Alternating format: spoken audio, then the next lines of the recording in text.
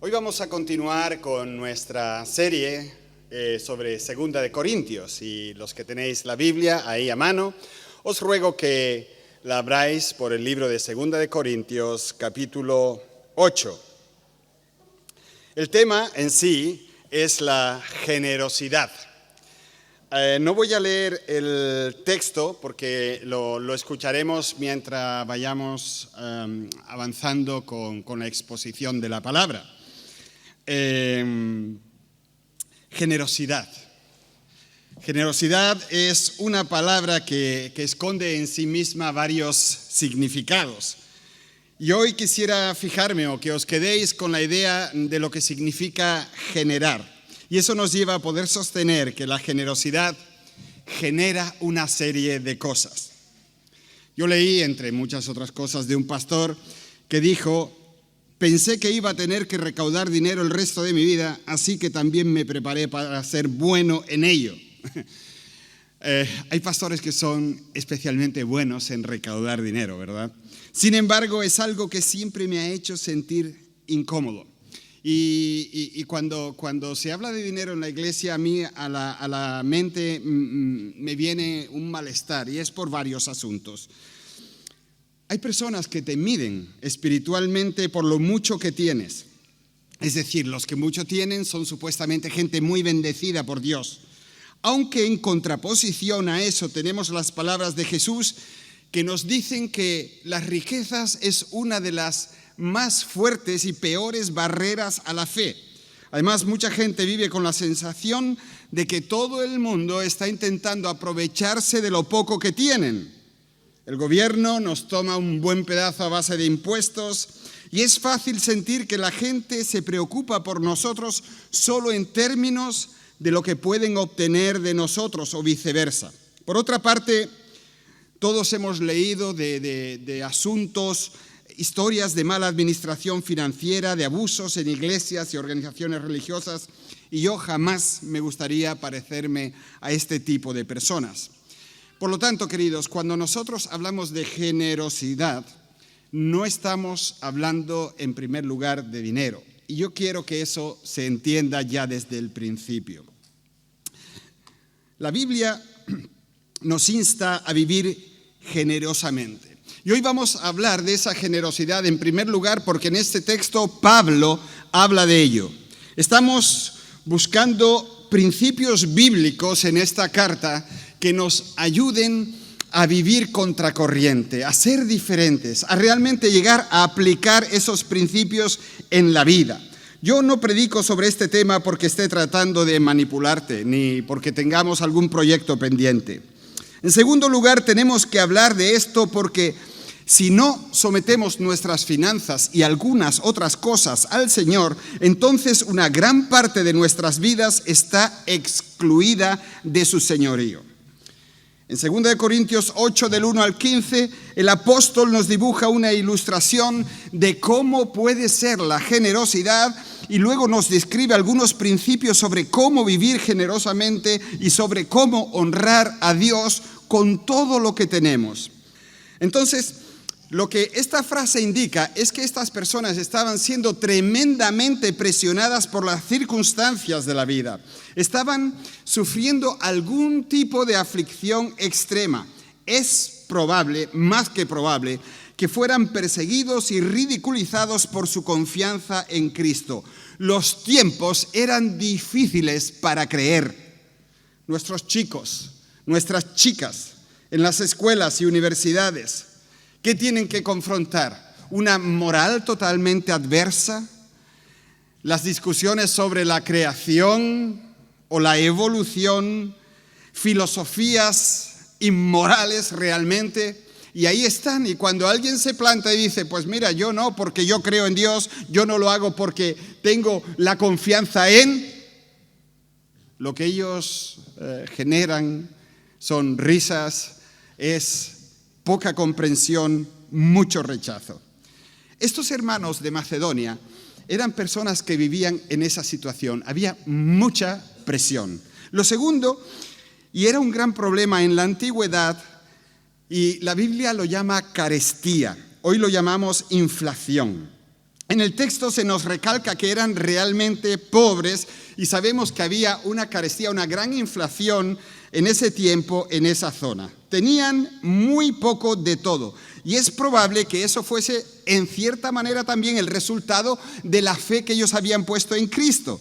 Debido a su confianza en el Señor y al no participar en reuniones idolátricas de sus gremios particulares, ellos se quedaban sin trabajo y no podían negociar como antes. Mira, si tú hoy eres cristiano en tu puesto de trabajo, muchas veces lo pierdes. Por el simple hecho de no querer mentir, por el simple hecho de no querer abortar una criatura, por el simple hecho de no ir con la misma moral que va el mundo, tú puedes perder tu lugar de trabajo, incluso en nuestra cercanía. Tercero, aquellos hermanos se caracterizaron también, y eso es curioso, por una alegría desbordante. Escucha esto, eran pobres de verdad. Estaban bajo dificultades y presiones extremas. Y la angustia que ellos tenían no era porque no tenían o no podían comprarse un mejor coche, sino por no saber cómo iban a sobrevivir. Sin embargo, recuerdo, se caracterizaron por la abundancia de la alegría que ellos expresaban. Estas personas tenían una fe tan sólida en Cristo que vivían con alegría a pesar de unas circunstancias muy negativas. Es fácil de decir para los macedonios que fueron generosos, pero ser generosos a pesar de la extrema pobreza en que vivían es algo que realmente podemos destacar. A pesar de las presiones, a pesar de los pesares de cualquier tipo, ellos se centraron en la gracia que habían recibido en lugar de en las pruebas que habían sido llamados a soportar. Y queridos, es curioso, pero ese cambio de chip, esa manera diferente de pensar, lo que genera en estas personas con tantos problemas es una tremenda alegría, una alegría desbordante, como dice el texto original, que se derramaba. Cualquier persona que estuviera con uno de los creyentes macedonios, que eran pobres como los ratones en la iglesia, decía, pero ¿cómo pueden estar tan contentos y tan felices? Y era eso. Estas personas oyeron que la iglesia de Jerusalén estaba sufriendo. Y es probable que la iglesia en Jerusalén, por la causa que fuese, quizás por la misma inflación o carestía, estuviesen pasando hambre. Los cristianos estaban en aquel entonces excluidos de cualquier ayuda. Y los macedonios, en su situación complicada, escuchan esto y quieren ayudar. Pablo dice que no dieron lo que podían gastar, sino que dieron mucho más allá de lo que ellos estaban capacitados para dar.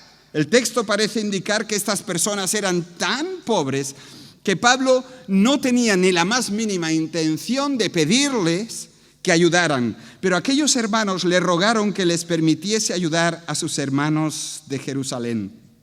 Yo me acuerdo, queridos, de una experiencia que tuve una vez que tocó mi corazón tremendamente. Cuando estábamos sirviendo al Señor en Castellón, conocimos a un argentino de misionero. Y él tenía una capacidad con la música impresionante. No solo cantaba bien, sino que tocaba el arpa. Ya estaba entrenando para el cielo, ¿eh? Tocaba el arpa y tocaba una guitarrita chiquitilla, yo la llamo guitarrita, que era un armadillo. ¿Sabéis lo que es ese animalito? Y esa era la caja de resonancia. Y me estaba enseñando a tocar armadillo. Llegué incluso a acompañarlo con aquellas tirilín, tirilín, tirilín, tirilín. Y sonaba bien con el arpa, claro, al lado tapando todos mis errores. Este hombre venía de una zona en Argentina tremendamente pobre, del norte. Y él dice que para mantenerlo en España, a él le enviaban 10 sueldos del norte de Argentina. Es decir, que pagaban eso con tal de que ese hombre estuviera en España predicando el Evangelio. Gente pobre, pobre, pobre. Y no vayamos a eso. Cuando un alemán, por ejemplo, se va a Japón de misionero, necesita 5 veces lo que necesitaría en Alemania. Suponeos que en Alemania alguien necesite 3.000 euros para vivir decentemente durante un mes. ¿Cuánto necesita en Japón? 15.000. Y parece ser que eso funciona, porque hay misioneros allí. Entonces, ¿sabéis? No es una cuestión de tener o no tener, es una cuestión de tener una visión y querer cumplirla. Entonces, aquellos macedonios en toda su pobreza reconocieron las necesidades de los de Jerusalén y pidieron poder ayudar. Pablo constata que la razón por la que fueron tan generosos fue que incluso, escribe, hicieron más de lo que esperábamos, ya que se entregaron a sí mismos, primeramente al Señor y luego a nosotros, conforme a la voluntad de Dios. A fin de cuentas, queridos, no hace ningún bien dar todo lo que tenemos a Dios, a menos que nos entreguemos nosotros primero. Porque aunque no tengas nada, te tienes a ti mismo. Y francamente, algunas personas dan u ofrendan como su manera de no tener que entregarse ellos mismos al Señor. Sabes, es más fácil que tú entregues un billete que servir al Señor. Pero estas personas de las que nos habla Pablo, este ejemplo vivo, confiaron sus vidas plenamente al Señor. Entregaron primero sus vidas a Él y como resultado consideraron que todo lo que tenían debía de ponerse a disposición del Señor. La iglesia en Macedonia no solo es inspiradora, sino que también me parece muy convincentes en su planteamiento. Son gente perseguida, son gente tremendamente pobre, pero son gente muy felices. Y viven una entrega personal muy directa. Yo creo que el creyente occidental, que es el creyente que yo conozco, y no conozco todos los países del mundo. Yo, pues, ¿qué conozco? España, Alemania, Suiza, ahora un poquito Italia. Realmente, queridos, el creyente occidental pasa más tiempo gimiendo sobre lo que no quiere dar que pensando en lo que puede dar. Lo voy a repetir porque es bueno que lo escuchemos. Es un análisis personal. Esto no lo pone la Biblia, lo digo yo. Yo creo que el creyente occidental pasa más tiempo gimiendo sobre lo que no quiere dar que pensando en lo que puede dar. Y eso tiene que ver con dinero, con tiempo, con dones, con capacidades, con recursos. Y que pasa más tiempo concentrándose en cómo superar las pruebas de la vida que viviendo en el gozoso privilegio de que es ya hijo de Dios. Los cristianos de Macedonia no solo inspiraron a la iglesia de Corinto, sino que también están aquí en las Escrituras para inspirarnos a nosotros. Quiero que leamos ahora los versículos del 6 al 9. Pablo sigue escribiendo y dice: de modo que rogamos a Tito que llevara a feliz término esta obra de gracia entre ustedes, puesto que ya la había comenzado. Pero ustedes, así como sobresalen en todo, estos son los corintios, en fe, en palabras, en conocimiento, en dedicación y en su amor hacia nosotros, procuren también sobresalir en esta gracia de dar. No es que esté dándoles órdenes, sino que quiero probar la sinceridad de su amor en comparación con la dedicación de los demás. Ya conocen la gracia de nuestro Señor Jesucristo, que aunque era rico, por causa de ustedes se hizo pobre, para que mediante su pobreza ustedes llegaran a ser ricos. Queridos, comparar es legítimo. Así que nos encontramos ante un desafío que Pablo ahora les pone a los corintios. Al parecer, los corintios se habían hecho algunas promesas, algunos compromisos de fe para ayudar a apoyar la iglesia en Jerusalén. Pero cuando ellos mismos se metieron en problemas y los ataques o acusaciones contra Pablo estaban en el orden del día, se detuvieron y retiraron sus apoyos. Ahora que las hostilidades habían cesado, el apóstol alienta a la iglesia a que cumplan su compromiso. Queridos, quiero ver manos alzadas ahora, ¿Cuántos de vosotros le han prometido al Señor algo? Vale. Ahora, tranquilos, tranquilos, no pasa nada, no va a caer un rayo del cielo. ¿Cuántos de vosotros no han cumplido esa promesa? 3/4 partes, los demás son santos.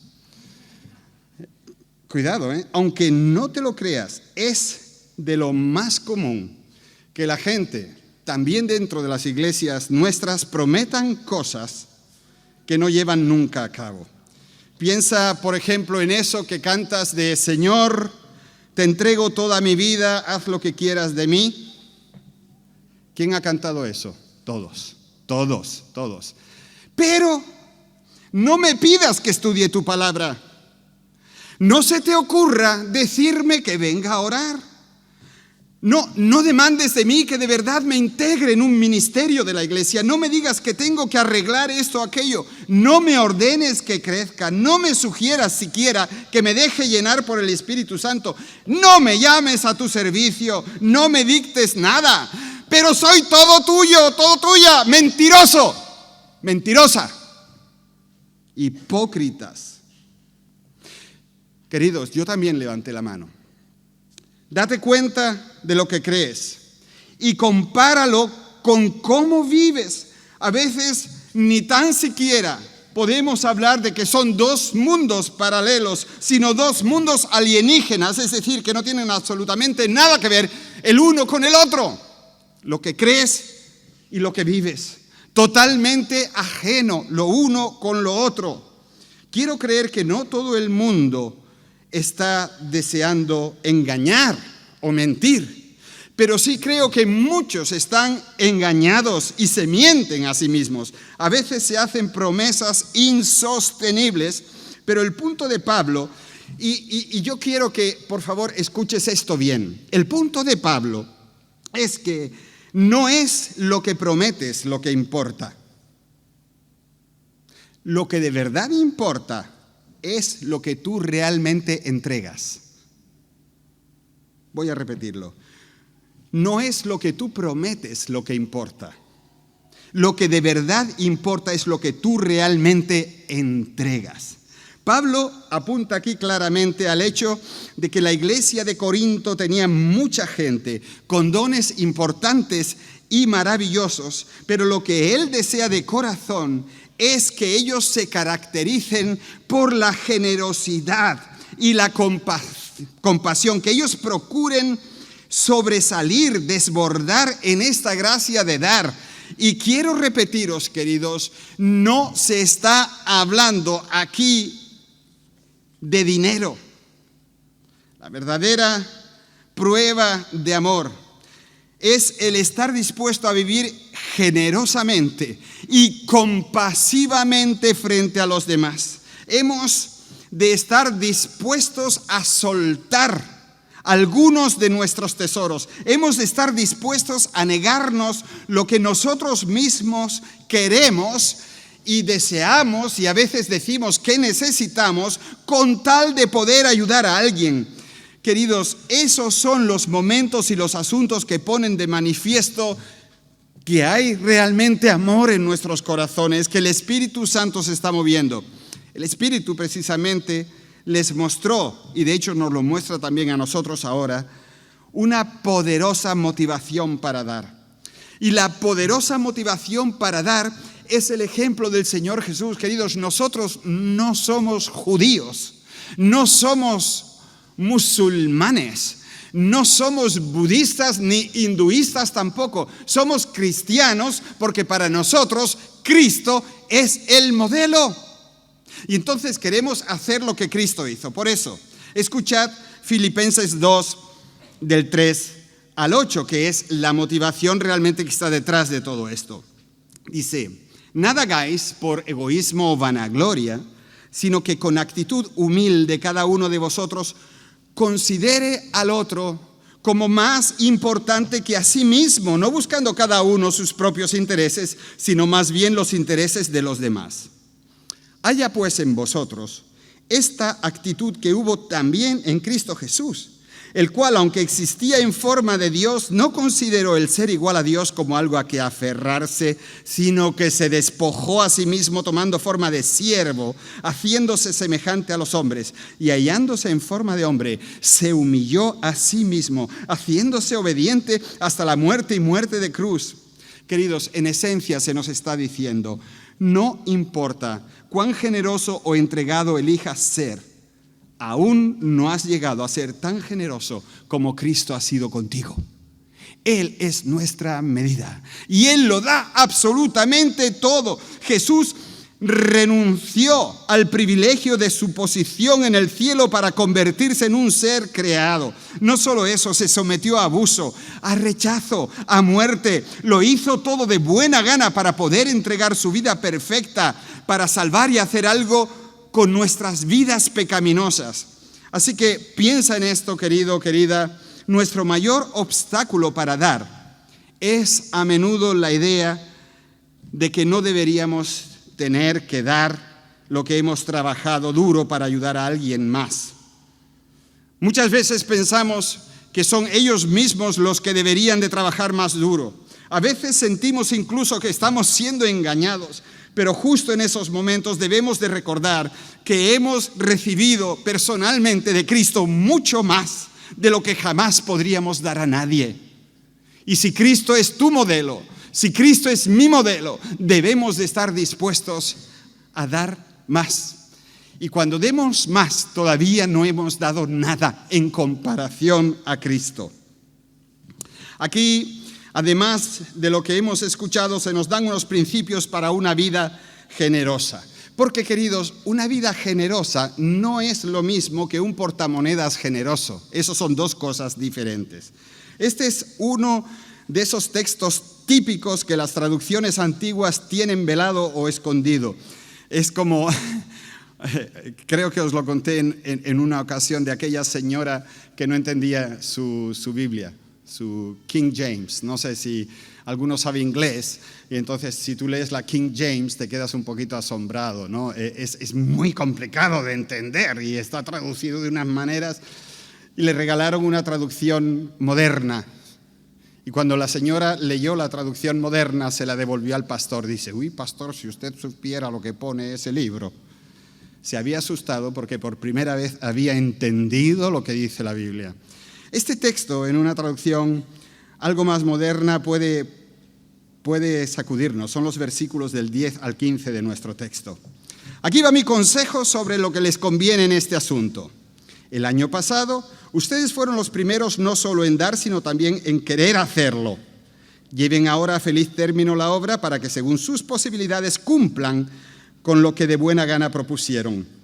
Porque si uno lo hace de buena voluntad, lo que da es bien recibido según lo que tiene y no según lo que no tiene.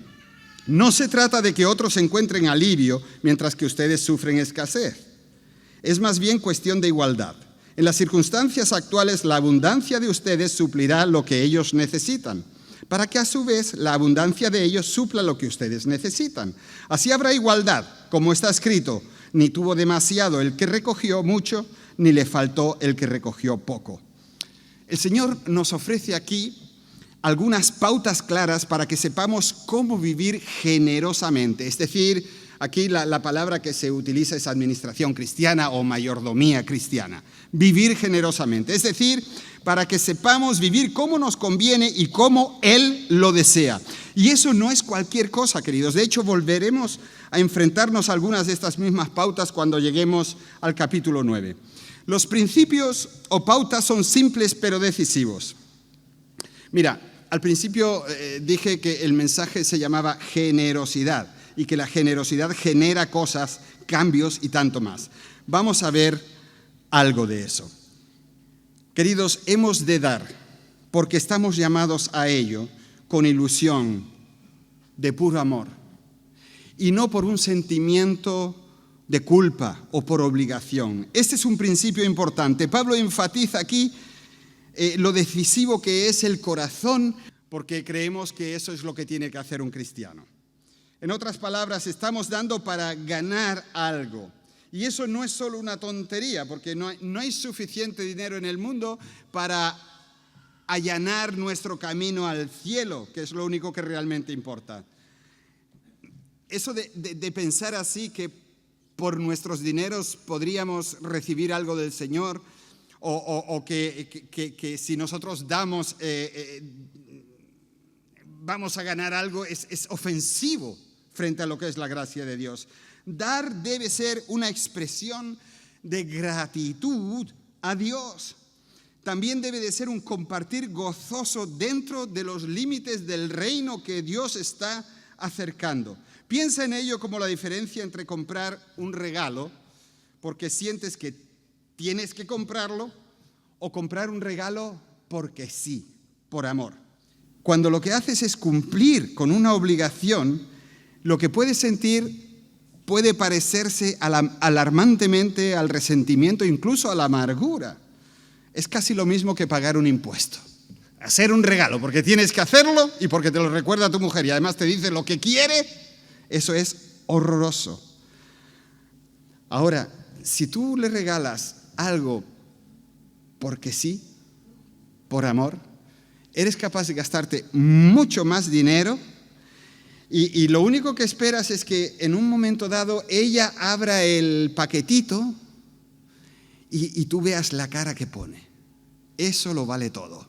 No te importa lo que te has gastado, la cara que ella va a poner de sorpresa y de alegría. Queridos, precisamente esa es la manera en que debemos dar.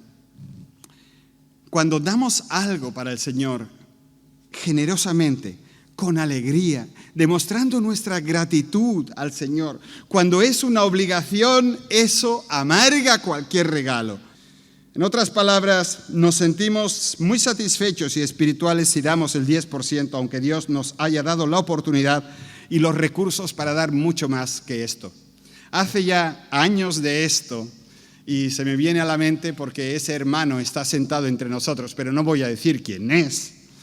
Él me dijo: Natanael, tengo mucho gozo en diezmar, pero como el Señor me está bendiciendo tanto, quiero subirlo a un 12% o luego a un 15%. Y a mí me dio una alegría, digo, este hombre ha entendido lo que es dar con alegría. Queridos, para muchos, y probablemente estoy hablando de la mayoría de nosotros, dar un 10% de nuestros recursos es un gran compromiso. Sin embargo, ese no es el caso para todos. Pablo nos está animando a que no nos concentremos tanto en los porcentajes, sino en que nos enfoquemos en aquello que Dios nos está permitiendo encarar y por lo tanto hacer. Mira, ¿queréis que os explique el diezmo como yo lo entiendo? ¿Sí o no? Vale. Qué cima de saborío. ¿Lo queréis o no? ¿Me lo paso? Vale. Ganas 1.000 euros. ¿Ofrendas? 100. Tienes un piso de 70 metros cuadrados. ¿Cuánto pones a disposición del Señor? 7. ¿Y si el piso tiene 140? 14. Una buena habitación. Estás despierto 84 horas por semana. ¿Cuánto tiempo trabajas para Dios? 8,4. Exacto. Queridos, no solamente los supuestos cultos que duran 3 horitas o algo así. ¿Tienes algún otro recurso válido para Dios? Por ejemplo, un coche. El 10% de los kilómetros que tú hagas al mes deben de estar dedicados a Dios, por lo menos. ¿Tienes algún don espiritual? Lo entregas al 100% aquello para lo que te fue dado. Queridos, lo que el Señor ha puesto en tus manos no es para ti, es para que los ministres a los demás. El diezmo no son euros, el diezmo son tiempo, son recursos, son ganas. A mí, por ejemplo, me deja, otra vez vuelvo al tema de la oración, a mí me deja triste que muchos de vosotros que tenéis tiempo para venir a orar, no vengáis. Y no venís porque no os organizáis para venir. Hemos puesto el culto de oración a las 6 de la mañana para que los pobrecitos que no pueden venir el viernes a las 8 de la noche vengan el martes a las 6 de la mañana. Pues los que vienen el viernes a las 8 de la noche son los que vienen el martes a las 6 de la mañana. Somos los mismos. No es cuestión de tiempo, es cuestión de que hagas lo que tienes que hacer, de que dediques tu tiempo al Señor y te dejes de monsergas, de que dediques tu casa al Señor, de que dediques tu coche al Señor, de que le des el tiempo que es del Señor al Señor y que no vengas aquí, ay, el trabajo que no me deja, ay, esto que no puedo, lo otro que es imposible. Mira, no me vengas con esas cosas porque, bueno, es que no me venís con esas cosas porque sabéis que si venís con esas cosas soy como una trampa de ratones, os aplasto. No lo soporto, no lo resisto, no. Porque no es verdad. Porque no es verdad. Ay, Señor, renuévame, refórmame, haz de mí lo que quieras, oh alfarero precioso. Pero sigues sin venir a orar, sigues sin venir a estudiar la palabra. Mira, los estudios que tenemos aquí de la palabra de Dios, yo lo digo tranquilamente, ya quisieran muchos seminarios tenerlo. Ya quisieran muchos estudiantes de la Biblia tener esos estudios. Y la mayoría pasa olímpicamente. Y dice, es que es mucho tiempo. Desplazarte hasta la iglesia, estar ahí, escuchar al pastor otra vez. No vea, tío. Estamos hablando de generosidad. Estamos hablando de lo que nosotros estamos llamados como un mínimo a dar al Señor. Y que cuando lo haces empieza a brotar una alegría en ti y un gozo que no se te puede explicar. Quisiera acabar hablando con otro de estos principios para una vida generosa, que es la reciprocidad o la gran sorpresa. Ahora lo explico. Pablo entendió el sentimiento que a veces tenemos. Siempre parece que se nos pide dar justo a personas que se pasan toda su vida recibiendo. Nos hemos vuelto cínicos. Vemos personas que saben aprovechar el sistema y nos repatea el hecho de que parecen vivir mejor que los que estamos hartos de pagar impuestos. No parece justo. Y la Biblia dice en Gálatas 6, 9 y 10, no nos cansemos de hacer el bien, porque a su tiempo segaremos si no desmayamos. Así que según tengamos oportunidad, hagamos bien a todos y mayormente a los de la familia de la fe. Pablo nos recuerda que como cuerpo de Cristo todos nos necesitamos en algún momento u otro. Por ejemplo, es un ejemplo personal. Ana y yo intentamos ser especialmente cariñosos y nos preocupamos de manera especial por personas jóvenes que están solas. Cuando tú escuchas eso, dices, qué desprendidos, qué bien, ¿no? Pero no lo es. ¿Sabéis que eso es una actividad egoísta por nuestra parte? Y mucho.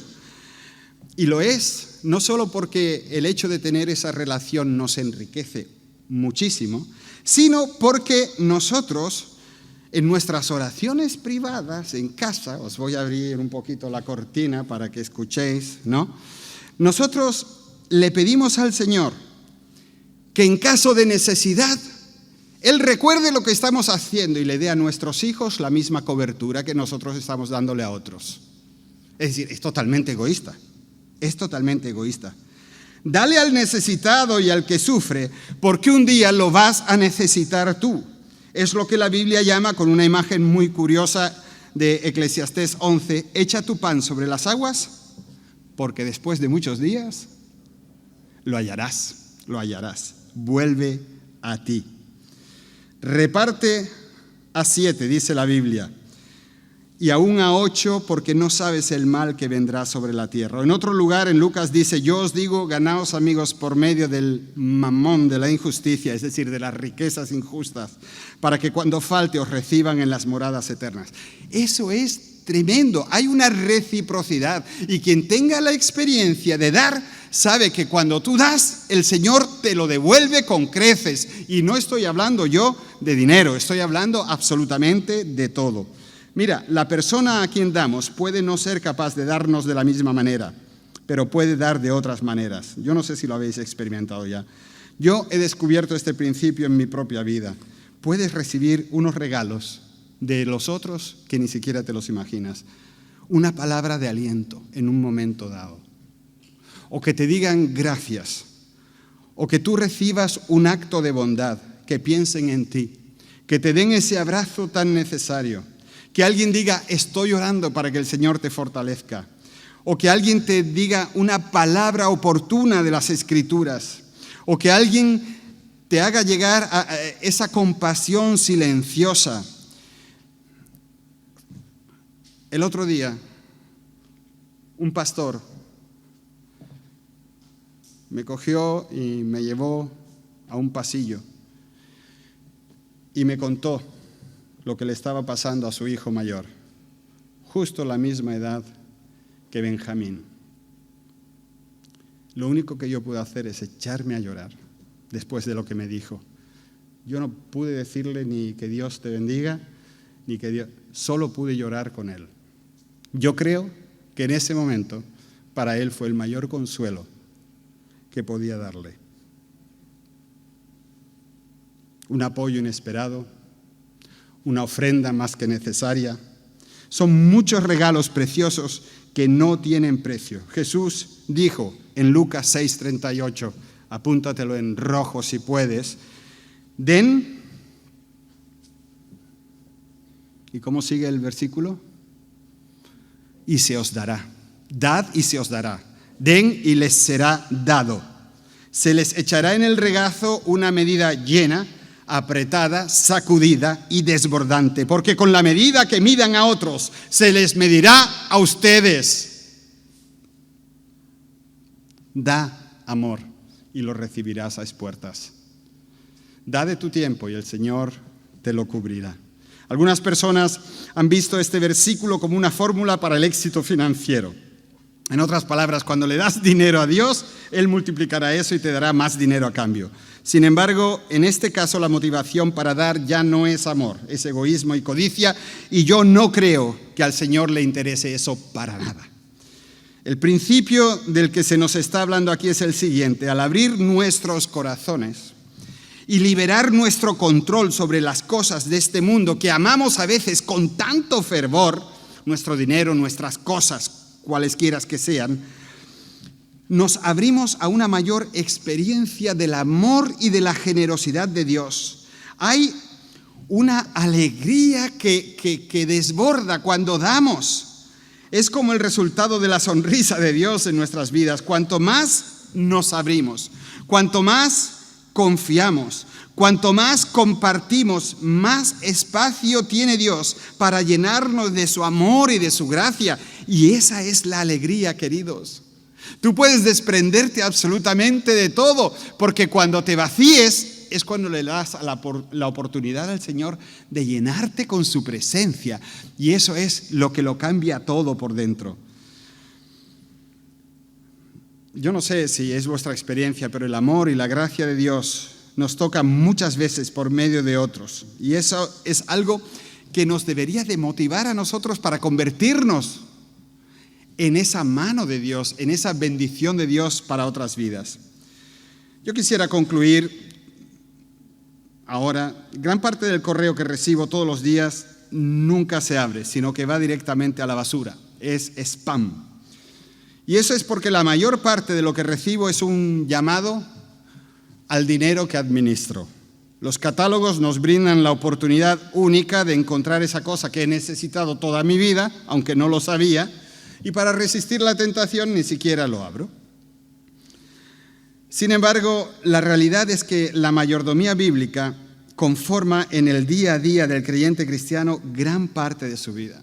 Mira, el dinero, la comodidad, el tiempo, el consumismo, el cinismo, el pasotismo, el egoísmo y otros ismos pueden convertirse fácilmente en nuestro Dios con minúscula. Son ídolos bastante aceptables en nuestros días. Confiamos en nuestros impuestos para que luego nos paguen la jubilación. Confiamos en nuestros ingresos para pagar las compras a plazos. Anclamos nuestra felicidad en hacer un poco más de dinero, en ahorrar lo justo. Incluso los creyentes sueñan con lo maravilloso que sería ganar un día la lotería. ¿Conocéis ese, no? Aquel que oraba siempre: Señor, que me toque la lotería. Señor, que me toque la lotería. Yo sé que Pedro se lo sabe. Señor, que me toque la lotería. Y como no le tocaba, Señor, que me toque la lotería, entonces yo te construiré un templo. Señor, yo te construiré no sé qué. Yo daré el 10%, no sé cuánto. La oración cada vez era más grande hasta que un día el Señor le responde y le dice, tío, por lo menos juégala. Por lo menos juégala. ¿Sabéis, queridos? Si nosotros no ponemos todas las áreas de nuestra vida bajo la autoridad de Cristo y el señorío, podemos fácilmente desviarnos espiritualmente hasta que ya no tengamos una relación con el Padre. La forma en que nos relacionamos con lo que tenemos, posibilidades, posesiones, dones, capacidades, es tremendamente importante. ¿Qué hago yo con todo eso? La Biblia nos dice que la mejor manera de liberar el anclaje profundo de cualquier cosa que nos tenga anclados en el mismo sitio en nuestra vida, especialmente el dinero, es el usarlo como una herramienta para que el reino de Dios avance. La Biblia nos anima a usar nuestras cosas, todas, para ayudar a otros físicamente, socialmente, espiritualmente. Y la promesa que tenemos ante nosotros es poderosa. Si tú honras al Señor con todo lo que Él te ha dado, vas a descubrir una nueva profundidad y una alegría tremenda, incomprensible e indescriptible en tu relación con Él. Y esa es la mejor inversión que cada uno de nosotros puede hacer. Mira lo que tienes. Mira cuánto te sobra de todo. Ponlo al servicio del Señor y vas a vivir dentro de un gozo que yo no te puedo describir. Solo te puedo demostrar que vale la pena. Que el Señor te bendiga. Amén. Amén. Queridos,